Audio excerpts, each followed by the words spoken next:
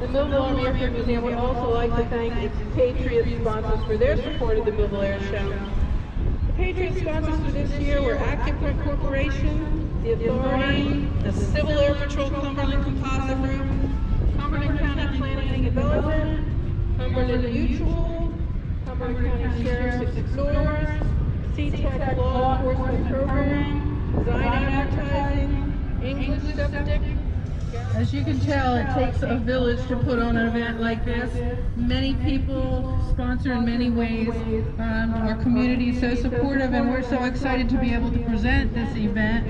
Not every year, but every few years. And we feel that we've given a lot back to the community in the way of promoting the aviation history of this space, but also in promoting aviation in general for future generations.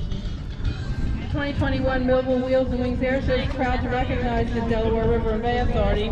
Millville, I'm especially going to offer a call out to Thomas, Executive Director, Steve Williams, the Deputy Executive Director, James Hogan, the Chairman of the Board of the DRBA, and Tom Berry, Manager of New Jersey Sand and Gravel, for sponsoring the Millville Airshow's opening ceremony, which will take place at 12:30 p.m. today.